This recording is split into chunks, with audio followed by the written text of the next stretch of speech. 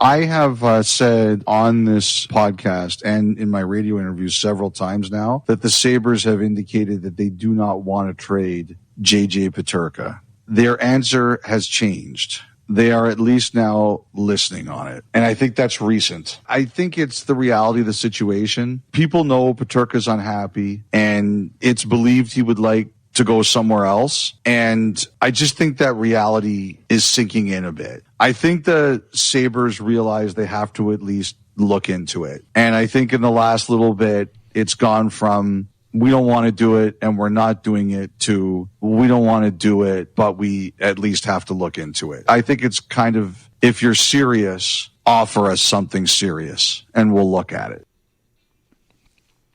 Elliot Friedman, welcome to mid to late June. It's the time of year where the Sabres have to maybe confront players wanting to go. So, JJ Peterka. Nothing probably happens until the final is over, which Game 6 in that series is going to be tomorrow night. Mm-hmm. And Florida can win the Cup, and then we're to the offseason. The draft comes up kind of quick.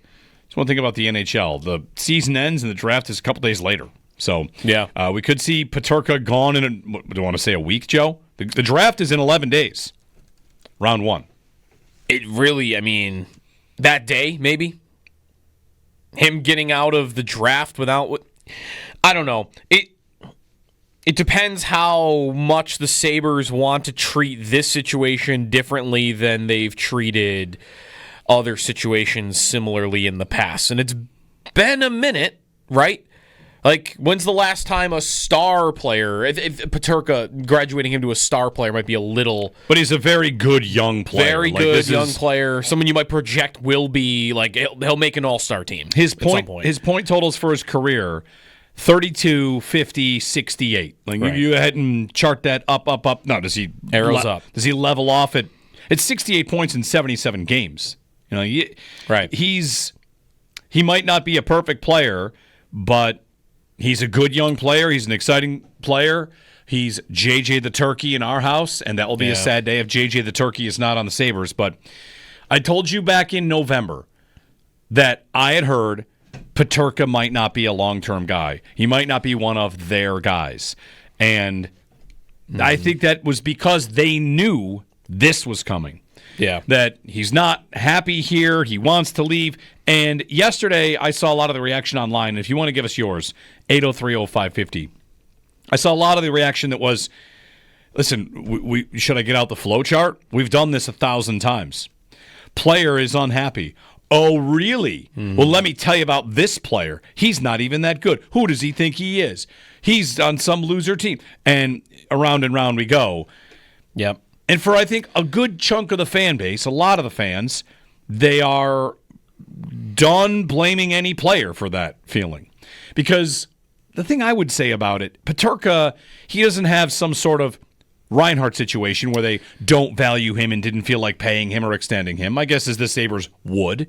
Mm-hmm. He doesn't have an Eichel situation where he signs a 8-year extension. He's the captain. He gets blamed for everything that goes wrong. He has a medical dispute with the team. Like, there's no publicly bad blood. Nope. This is just guy you drafted and developed well, wants to take control of his own career and say, I don't want to sign here long term. And he has the power to sign an offer sheet if he wants to. Mm-hmm. He can tell the team, like, I just don't want to do this. Thanks. This has been great, but I'd like to get out of here. I don't want to be here.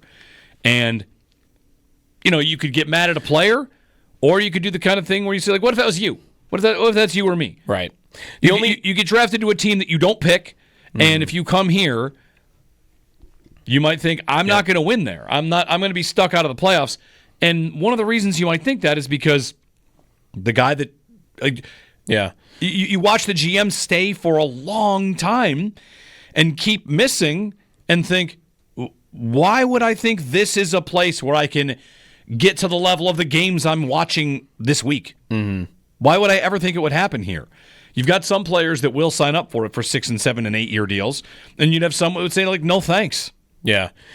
I wonder, though, if fans will take into account that he really hasn't been here very long.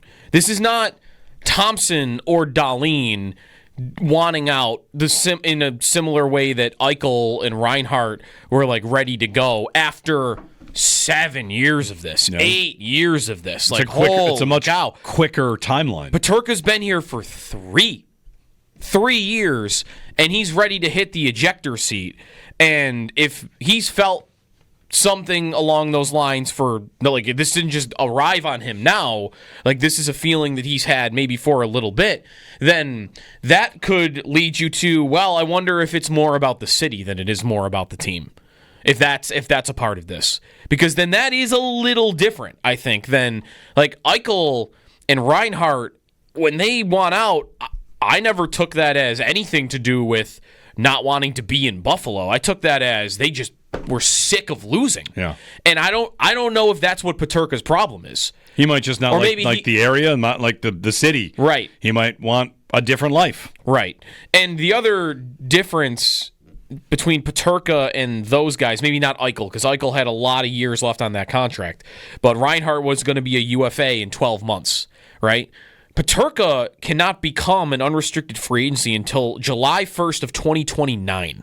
Like, the Sabres have control of him for a long time.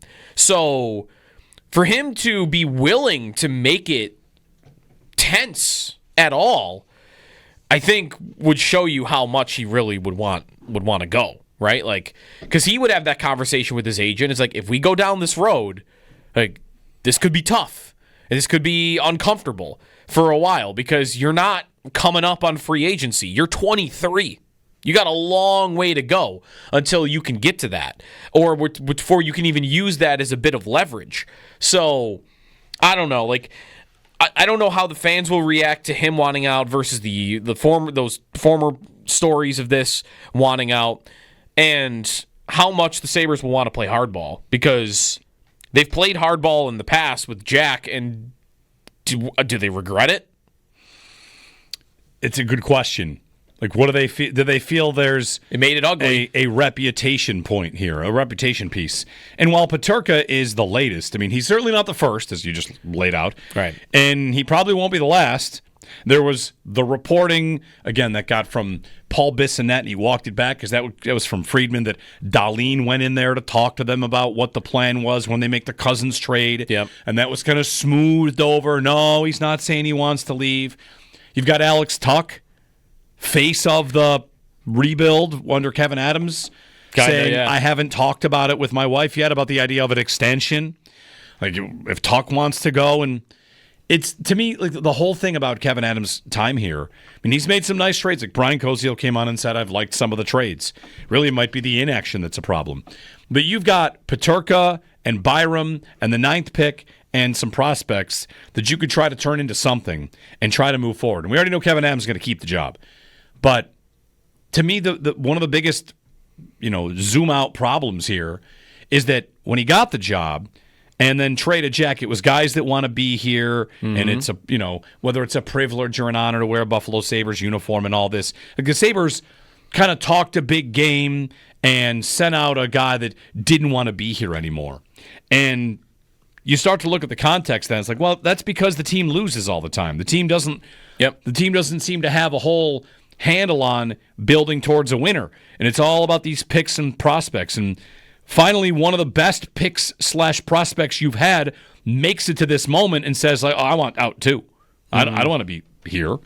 So, man, what are you supposed to do if you're Kevin Adams? You supposed to play hardball? I don't think so. Because what is hardball is just what? Like, we're not going to trade you. Hey, here's a qualifying offer. If you won't take a bigger deal, here's a qualifying offer.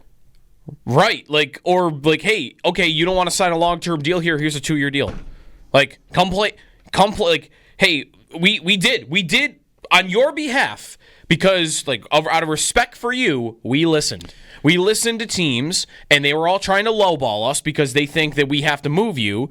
You have 4 years of contract left, Get in the locker room, sign your 2-year deal, and come play. We're not going to make you sign an 8-year contract. Like, that's what hardball to me would be, is you're 23, you just got here. Like, you're a good player, but you just got here. We're not letting you go yet. So what do you want to do? You want to go play in Germany?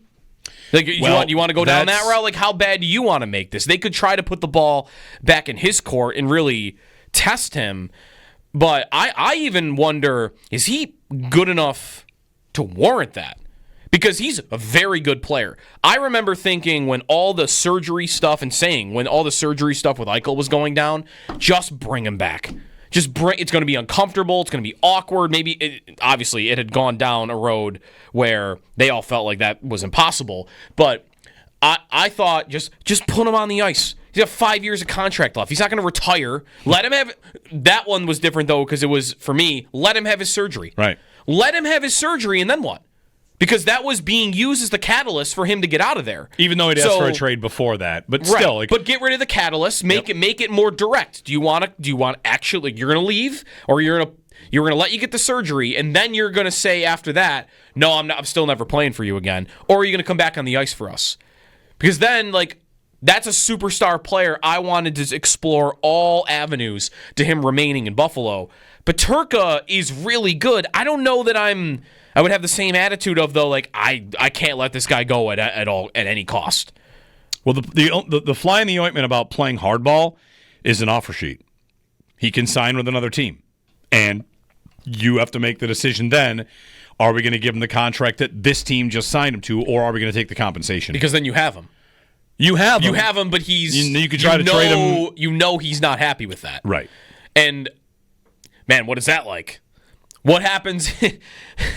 You could do it and then think, well, we're gonna trade him eventually. But imagine you do that. Peterka signs a 7-year deal or a 6-year deal with the New York Rangers or whoever, and then the Sabres match it. All right, well, what do we have here now? Now we have you for 7 years, and we have you under contract, and we know you don't want to be here. Well, I mean, that's not a great environment, but no, that's not. It's definitely not a great environment, and it's not. I mean, it's not something the Sabres would want to do. You don't want guys that are not like they're not on board. It's not like it's never happened though. Jonathan Drouin once wrote a letter to the Tampa Bay Lightning saying, "I will never play for you again," and then he played for them again. And he was 20. He was 20 when that happened. And then he ended up coming back and had at least one good season, I think, with them after that happened. So there's some precedent for it, but I mean, they're also not the Tampa Bay Lightning.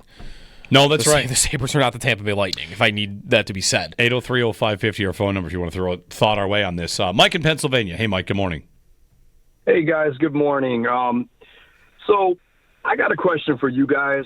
I always listen to you guys religiously about the Buffalo Bills, and I don't even live in Buffalo, and it's a great source to get Bills information, and I think you guys are fantastic. And then a lot of the stuff bleeds over from the Sabres, and I just hear all this dysfunctionality and from an organizational standpoint, and they're owned by the same person.